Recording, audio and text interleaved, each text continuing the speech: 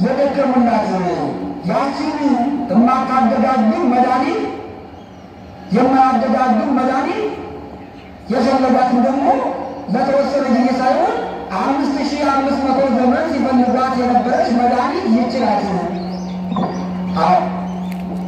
እንግዲህ ነቢያት ከማንኛውም በፊት ስለ ክርስቶስ የጨለማ ዓለም እንደሚለው ወገን የሰው ልጅ 5500 ዘመን በመጸበደ ወርቆ በጋጋ ተጠፍሮ የነበረ ዓለም በጨለማ ሲደረስበት የነበረው ያ ጨለማው የሚበራበት ጊዜ ይኖራል እያሉ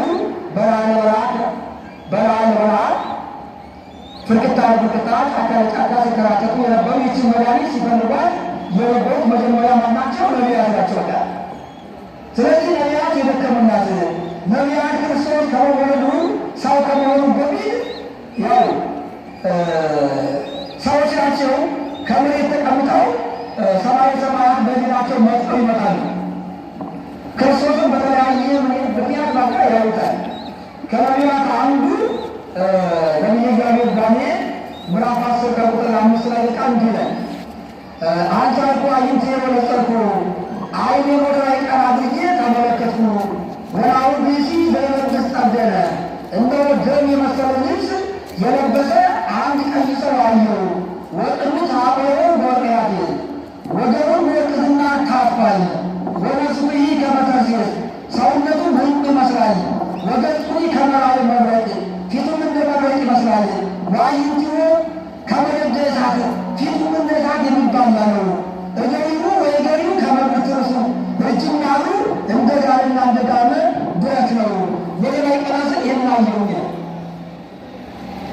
ስለዚህ በወርቅና የታጠቀው ፊቱ እንደ ዕንቁ የሚያበራው ዓይኑ እጁ ጉጠጣ በአጠቃላይ ይህ የተባለ በአጭር መቃም ነው። ክርስቶስ ሰው ሆኖ ጳጳሳትን፣ ሊቃነ ጳጳሳትን፣ ቀሳውስትን፣ ዲያቆናትን፣ መምህራንን መቃሽ ሆኖ ወደ ዓለም መስለም የሚያመለክት ምስጢር ነው ባጭሩ ማለት ነው። ስለዚህ አባቶቻችን ታዲያ ከዚህ ተቀምጠው ላይ ይመጣል ህሊናቸው ከላይ መጥቶ የማይታየውን ነገር ያያሉ።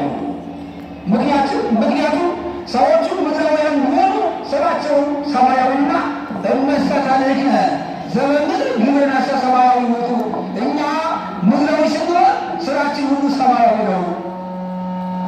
ከዚህ ተቀምጠው የማይታየው ነገር ሁሉ ምስጢር ያያሉ። ስለዚህ ነቢያት በተለያየ ሁኔታ በቃ ያዩት ነበረ። ዳንኤል የሚያደርግ ሊቀ ነቢያት ሙሴ ደግሞ ነበልባል ከሐመልማል ሐመልማል ከነበልባል ተዋሕዶ ቅጠሉና እሳቱ ተዋሕዶ እሳቱ ቅጠሉን አያደርገውም አይበላው፣ ቅጠሉ ደግሞ እሳቱን አያጠፋው። ሁለቱም ባለ ተጣምሮ ያያቸዋል። ስለዚህ እነዚህ ሁላችን ሲማመቃ ምስጢሩ ሲመሰጠ ምንድነው?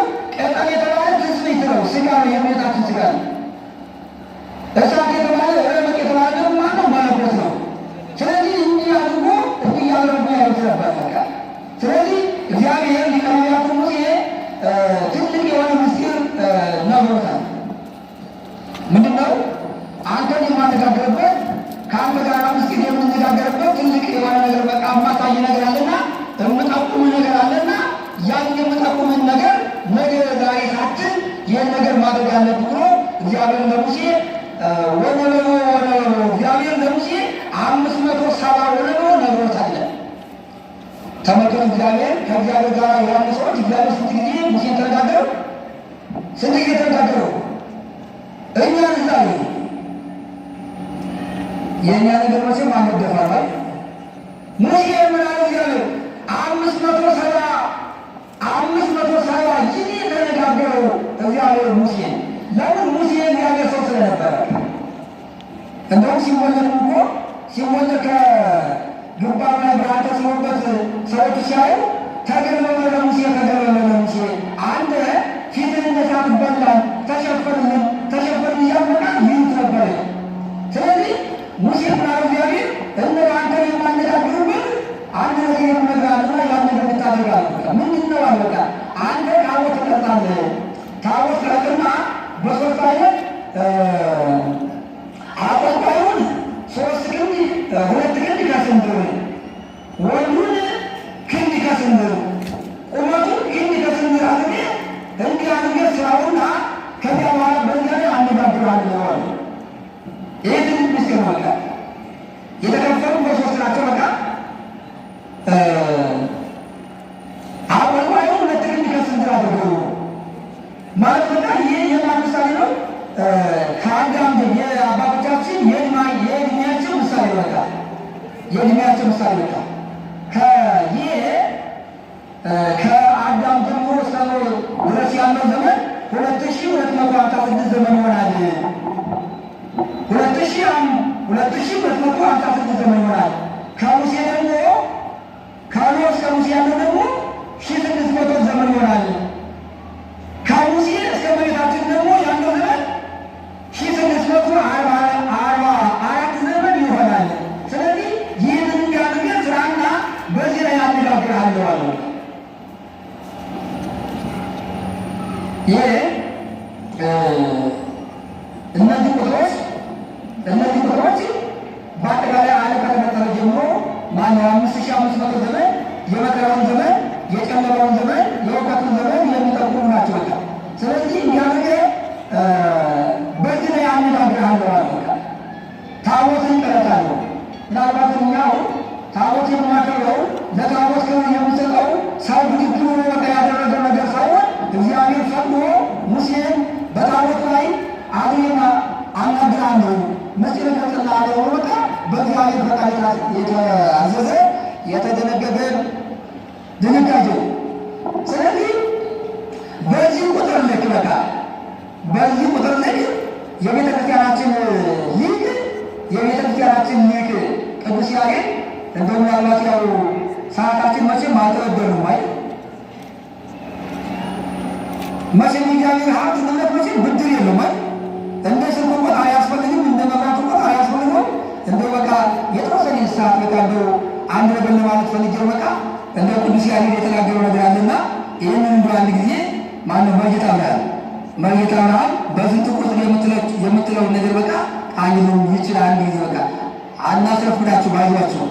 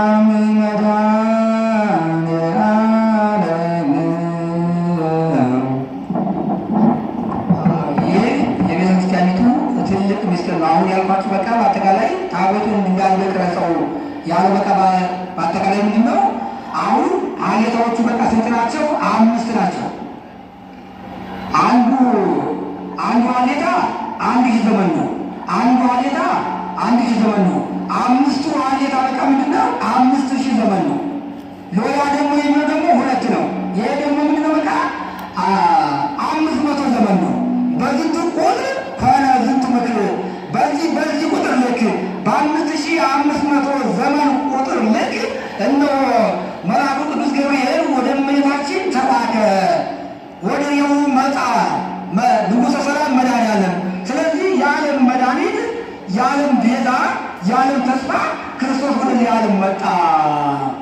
ስለዚህ 5500 ዘመን ከተፈጸመ በኋላ ክርስቶስ ወደዚህ ዓለም መጣ።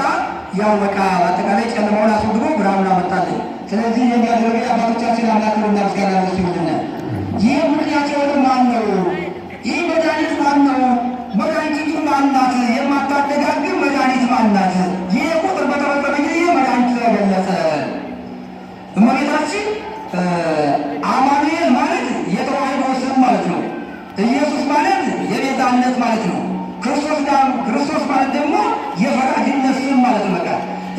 ማለት ደግሞ ሁለተኛው ኢየሱስ ማለት መድኃኒት ማለት ነው። ኢየሱስ ማለት መድኃኒት ከሆነ እመቤታችን ደግሞ ምንድናት? የዚያ የመድኃኒቱ ተሸካሚ ናት። እመቤታችን ምን ትባላለች? ታዲያ መድኃኒት ቤት ትባላለች። አዎ መድኃኒት ቤት ብቻ አይደለም፣ ምግብ ቤት ትባላለች። ምግብ ቤት መቼም ያበላ ያጠጣ መቼም ጊዜ ወደዳለ ያላበላ ያላጠጣ እንደባለ እንደናደር ማለት ነው። ስለዚህ እመቤታችን ምንድናት? በቃ መድኃኒት ቤት ናት። እና ዛሬ የማይቻለውን ነገር በቃ የማይወሰነውን ነገር እንዴት እሳት ይወለዳል? አባ ሕርያቆስ በቅዳሴ በቃ ምን ማይኪ አበጥንተ ነገር ወንትታ ለቅድስ እንዲህ በእንተ ጽንሳ እስቲ የእመቤታችንን ነገር ጽንሷን እንመርምረው። ምን እንበል? ምን እናድርግ? ኦ ድንግል ሶባ አደረ ውስተ ገጽኪ እሳተ መለኮት፣ ድንግል ወይ ባሕርየ የመለኮቱ ረመጡ በማኅፀንሽ ባደረ ጊዜ ገጹ እሳት፣ አካሉ እሳት ነው፣ ልብሱ እሳት፣ ቀሚሱ እሳት ነው፣ መጎናጸፊያው እሳት ነው። ስለዚህ እፎይ እያዋይኪ እንደምን ያቃጠለሽ የዚህ አወላለድ የእመቤታችን አወላለድ ተመርምሮ የማይደረስበት ወፍ በሮ ከጠፍራ አይደርስም። ጦርም ተወርውሮ የሚለው ከጠፍራ አይደርስም። በመካከል ላይ ነው የሚቀረው። ባሕርየ የመለኮቱን ደግሞ እመርምር ብል ስለዚህ መልእክት አይምሮ የሆነውን ነገር ያንን ረመጡን እንዴታ 9 ወር ከ5 ቀን በማኅፀኗ አለቻለችው። እንዴት ተቻለ? እንደው ሰው ላም ቢወልድ ላም በምትወልድ ምን ይባላል? ምን ትላላችሁ? አሁን ሰው ላም ቢወልድ ምን ትላላችሁ? በግ ማነው? ላም በምትወልድ ምን ትላላችሁ? ምን እንላለን? ሰው እንላለን አንልም? ያንን ከላሚቱ የተወለደውን ሰው በቃ ሰው ነው የምንለው ምንድን ነው የሚለው? ስለዚህ ሰው ሳይሆን ጉድ ነው የሚባል ጉድ። በጉ ከላሚቱ ሊወለድ ጉድ ነው የሚባል እንጂ በቃ ላም ማነው ሰው አይባልም፣ በግ አይባልም። ስለዚህ የእመቤታችን ነገር ደግሞ እንደ ተሳቱን ሲያሱ ጉድ የሚያቃጥል ነበልባሉ የማያቃጥል 9 ወር ከ5 ቀን በማኅፀኗ ወስና ያንን መድኃኒት ይቺ መድኃኒት ነቢያት የፈለጓት መድኃኒት ማናት? መድኃኒቱ ክርስቶስን ይዛ የተገኘችው ድንግል ማርያም ናት። አዎ እመቤታችን ናት እንጂ የተወለደች አለ። በቃ ሰው እኮ ሲወለድ ነው። በቃ ሰው ሲወለድ መቼም የዚህ ነገር በቃ እንግዳ ነው። የነገረ ስጋዌ ነገር በቃ እንግዳ ነው። ሰው ሲወለድ ከእናት ከአባቱ አካሉን መልኩን ባሕርዩን ይዞ ነው በቃ የሚወለደው። በቃ ክርስቶስ ግን ሲወለድ ምን አደረገ? በቃ ሰው የሚወለደው እናትና አባት አንድ ሲሆን ነው። በቃ ወንድና ሴት ካልተጋባ እንዴት ሊወለድ ይችላል?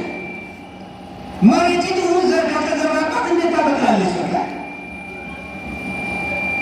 ስለዚህ የሚደንቀው ቅድመ ዓለም ያለ እናት ተወለደ። እናት አልባ ከአብ ተወለደ። ከአብ ተወለደ ስለበቃ ምንድን ነው? በቃ በገዛ አካሉ ያለ ተከፍሎ ከአብ አካል ሳይከፈል በገዛ አካል ተወለደ። እንዲህ በገዛ አካሉ ታዲያ በቃ ይወልዱ ራስ እንዴት ነው? በቃ እኛ እኮ አባት ልጁን የሚወልዱ አባትየው ሲቀድሙ ነው። የማይቀድመውን እንዴት ይወልደዋል? እና ታዲያ በቃ አብ ያልተወለደ መንፈስ ቅዱስ ያልተወለደ ለምን ከሦስቱ አካል አንዱ አካል ደግሞ ለምን ተወለደ? ለምን ሥጋ ለበሰ? ዕጣ ወጣበት ይሆን ወይስ ምን በቃ? ስለዚህ ከሦስቱ አካል አንዱ አካል ሦስት የሆነ በቃ ማነው ሥጋ የለበሰው በቃ ምንድነው? አንደኛ ግብሩ መወለድ ስለሆነ ነው። በቃ ያ ወላድነት የወልድ ተወላድነት የመንፈስ ቅዱስ ሰራቂነት ስለሆነ ስለዚህ ግብሩ ተወላዲ ስለሆነ በተወለደበት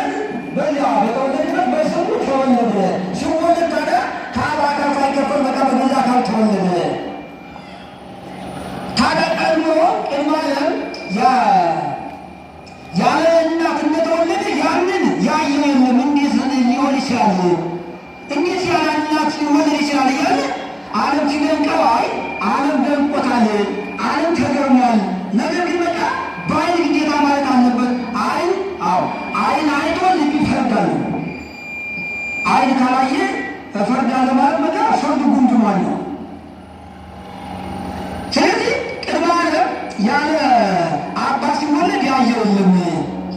ድኅረ ዓለም ከመቤታችን ደግሞ ያለ አባት ሲወለድ በቃ ቅድመ ዓለም ያለ አባት ተወልዷልና አሁንም ደግሞ ድኅረ ዓለም ደግሞ ቅድመ ዓለም ያለና ድኅረ ዓለም ደግሞ ያለ አባት መወለዱን ልደት ቀዳማዊ ታወቀ በዳህራዊ ልደት ይሄ ዘጣ የተገለጸበት የተወለደበት ቅድመ ዓለም የቅድመ ዓለሙ የነበረውን ልደት ዳህራዊ ከመቤታችን የተወለደበት ልደት አስረዳል።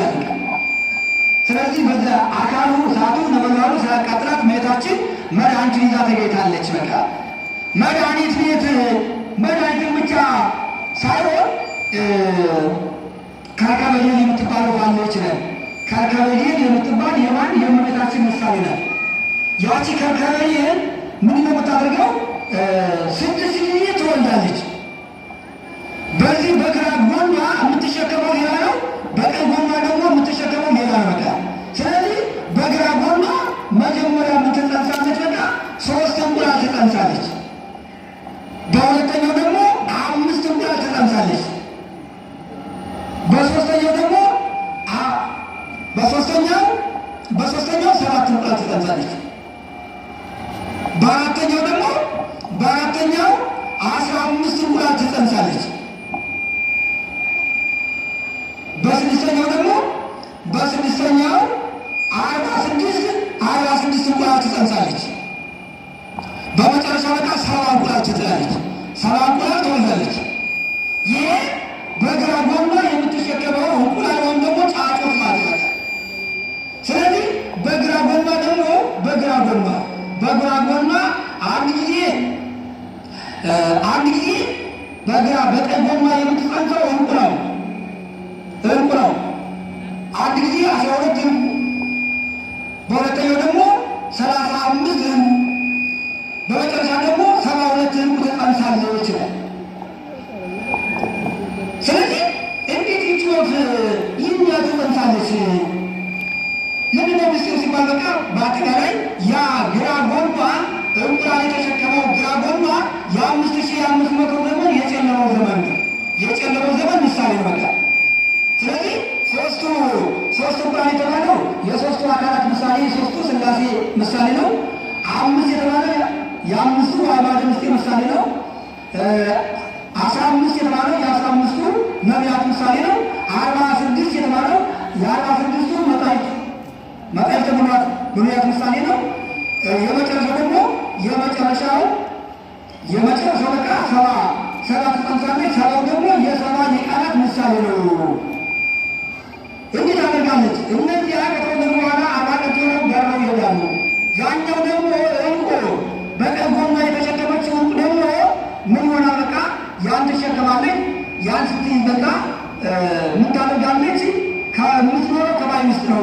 ከባሕር ውስጥ ስትኖር ከባሕር ወጥታ ጠለስም አሁን ስትይዝ ነፋስ የፀሐይን ጨረርና ያንን የውሃውን ቅዝቃዜ በማኅፀኗ ይጸንሰዋል፣ በማኅፀኗ ይቀርጸዋል ይላል። በማኅፀኗ ሲቀርጸው እዚያ በኋላ በቃ ምን ይሆናል? ያ ከፀሐዩና ከቅዝቃዜው ተገናኝቶ ሁለቱ ተገናኝቶ ምን ይሆናል? እንቁ ይሆናል። ከዚያ በኋላ ያቺ ምን ትገባለች? ከባሕር ወልዳ ከባሕር ገብታ ያንን እንቁ በቃ ትወልደዋለች። ስትወልደው እዚያ በኋላ ከባሕር ውስጥ እንዳለ አሳይተዋል። እንቁን አሳይተዋል። አሳ ሲውጠው ከዚያ በኋላ ያ እንቁ ከአሳው ሆድ ውስጥ ሆኖ ከባሕር ውስጥ ሆኖ በአጠቃላይ ባሕሩን ለሚተወጋ በአጠቃላይ ባሕሩን ያበላል። ባሕሩ ሲያበላ ሰዎች ደግሞ ስንቱን የሚያውቁ ጥበቡን የሚያውቁ ሙላት እንዳሉ በቃ ውሃ የማይገባው ብርሃን የማይከለክለው ልብስ ለብሰው ያንን እንቁ ያወጡታል። ስለዚህ ያንን እንቁ የተሸከመችው ማናት ሲባል በቃ እመቤታችን ድንግል ማርያም ናት። እንቁ የተባለ ማን ነው? ክርስቶስ ነው። በመለኮቱ። ስለዚህ እመቤታችን ድንግል ማርያም ወርቅ ያስገኘች መድኃኒት ያስገኘች እመቤታችን ናትና፣ ስለዚህ ወርቅን ያስገኘ መድኃኒትን ያስገኘ ከምንም በላይ ሊወደድና ሊከበር ይገባዋል ነው። ባህሪውን ዝቅ አድርጎ ከእመቤታችን እሷን ሳይንቅ እንዲህ የሰማይ አምላክ ነኝ የምድርም አምላክ ነኝ ምንም ሳይበቃ የእመቤታችን ባህሪ ዝቅ አድርጎ ወደዚህ ዓለም መጥቶ 5500 መድኃኒት አጥቶ የነበሩ ሲበሰበት የነበረው ዓለም መድኃኒቱ ላይ ተገኘችው እመቤታችን ድንግል ማርያም ናት። ስለዚህ እሱ በነቢያት አስቀድሞ በነቢያት ነበረ። የቃሉ ሃይማኖታዊ ምዕራፍ 7 ቁጥር 7 ላይ የቃሉ በውስተ ሊቃነ አበው ከአበው ከእናንተ አስቀድሞ የነበረ በአበው አድሮ የአበውን ምክር የአበውን ስራ የሚሰራ እርሱ ነው። ሀጋጌ የሚመፍተር ህግ የሚወስን የሚደረግን እርሱ ነው። ሊቀ ካህናት በውስተ ካህናት ካህናትን የሚመርጥ ካህናትን የሚሾም እርሱ ነው። እርሱ በነገሥታት ላይ ሁሉ በነገሥታት ዙፋን ላይ ተቀምጦ የሚፈርደው የሚወስነው እርሱ ነው። በነቢያትም ትንቢት እንዲናገሩ ሱባዔ እንዲቆጥሩ የሚያደርገው እርሱ ነው። ወንድሞቹ ዘአቀቦ ኖኅን ከማይድምታሴ ከተለያዩ ነገሮች መቃ የጠበቀው እርሱ ነው። ወመሮ አብርሃምን የሃይማኖት መንገድ የመራው እርሱ ነው። ወተአስረ ምስለ ይስሐቅ ከይስሐቅ ጋር በቃ በምሳሌነት የተአሰረ እርሱ ነው። ወተአንገደ ምስለ ያዕቆብ ከያዕቆብ ጋር ጉዞ የተጓዘ እርሱ ነው። ወመሮ ምስለ ሙሴ ከሙሴ ጋር የመራ እርሱ ነው። ከአልማና በቃ ወተወለደ በቤተልሔም እነሆ በቤተልሔም ተወለደ ወተጸውለለ በአጥቢቅ ወተወዲየ ውስተ ጎል እነሆ ሰማይ የማይችለው ሰማይና ምድር የማይችለው ሁሉም ነገር በቃ ሁሉም ነገር የእርሱ የሆነው በቃ ምን ሆነ? በጨርቅ ተጠቀለለ። እንደ ተራሰው በቃ በጨርቅ ተጠቀለለ። ሪንጎ ዶሮት እረኞች አዩት ዋይኮትም ወመላእክት መላእክትም አመሰገኑት። ወሰብአ ሰገል ሰገዱለቱ ሰብአ ሰገልም ሰገዱለት። የእጅ መንሻ ይዘውለት መጡ ይላል። ሰብአ ሰገል ወርቅ ይዘውለት መጡ።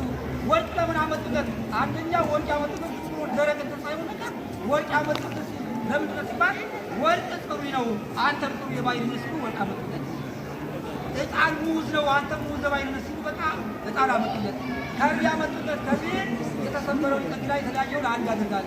አንተም ደግሞ 5500 ዘመን ከማኅበረ መላእክት ተለይቶ የነበረ አንዲት አድርገዋል። አዳምን አንድ አድርገዋልና ስለዚህ ይህን በቃ ይህን አመጡለት።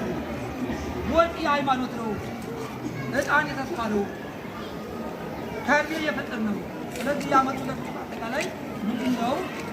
ሰፊ የሆነ ምስጢር ስላለው መድኃኒቱ ነቢያት ይህ መድኃኒት ታስበው ነቢያት የጎሩላት ነቢያት የተንከራተቱላት መድኃኒት ይህች ናት። ዛሬ መድኃኒት ተገልጣለችና እዚያ ማዶና ሳይሆን በቃ ይህች ናት የተባለችና እመቤታችን ድንግል ማርያም እናትነቱ እሷን እናት የሰጠን አማላጅ ቢርበን ቢጠማን ቢቸግረን የነፍሳችን መድኃኒት የነፍሳችን ሕይወት የሆነች ድንግል ማርያም አምላክ የተመሰገነ ይሁን። ስለዚህ ታሪኩ ነው ተብለውና ስለዚህ ምናልባት አሁን አካላችን ቁሟል፣ ልባችን ደግሞ ከቤት ዕቃ እያሰናዳ ስለሆነ እንግዲህ ያው ከመጠኑ በቃ ይለናል። በአሁኑ የሰላም ባል ያድርግልን፣ ሀገራችን ኢትዮጵያን ይባርክልን፣ ሊቃውንቶቻችንን ያቆይልን። እንደው መቼም ይህ ቦታ ሁላችንም እንደምናውቀው በቃ የሊቃውንት ከተማ ነው፣ የሊቃውንት ሰፈር ነው፣ የሊቃውንት ምንጭ ነው እየተባለ በቃ ሁል ጊዜ የሃይማኖትን ምንጭ ነው። በቃ የሊቃውንት ምንጭ ብቻ ሳይሆን የሃይማኖትን መገኛ ከጎጃም ደብረ ድማን፣ ከጎንደር ደግሞ ከደቡብ ጎንደር መካነ ኢየሱስ በቃ እነዚህ የሃይማኖት ቁንጮዎች ናቸው። ስለዚህ የሊቃውንት ምንጮች ናቸው ነው የሚባልና ስለዚህ ይህ ቦታ ሁላችንም እንደምናውቀው በቃ ትክክል ነው። የሊቃነ ጳጳሳት የሊቃውንት ምንጭ ነው። ስለዚህ የሊቃውንት ምንጭ ብቻ ሳይሆን ደግሞ የገንዘብ ምንጭ መሆን አለበት። ይሄ አንገት ያስገፋል መሰለኝ። ሊቃውንት ምን በልቶ ይቀመጥ? በ500 ብር በቃ አሁን ትዳር ይመራል? በ1000 ብር አሁን ትዳር ይመራል? ስለዚህ ነው በቃ ያ የሊቃውንት ምንጭ ነው ብቻ ሳይሆን በቃ ምን መሆን አለበት? የልማት ምንጭ መሆን አለበት ነው። የምን ምንጭ መሆን አለበት? የገንዘብ ምንጭ መሆን አለበት። ገንዘቡ የት ነው የሚመጣው? በቃ ስለዚህ ምን መሆናል? ይሄ ቦታ ሁላችንም እንደምናውቀው በችግራችንም ሆነ በማንኛውም ነገር በቃ እንደው እግዚአብሔር መቼ ጸጋውን ለሁሉም አስረክቧል። ለጻድቃን፣ ለሰባኪያን፣ ለደናግል፣ ለመነኮሳት ለሁሉም አስረክቧል። እርሱ ደግሞ እግዚአብሔር አይ ለጻድቃን ለሰባኪያን አሁን ሁሉ ተቻለውና ወደ እግዚአብሔር ሞት ይበቃኛል ብሎ ነው ጸሎታቸው መካነ አባላለ ትክክል ነው። ሰምቼ ይሆናል ምን ያስፈልጋል? ማለት ነው።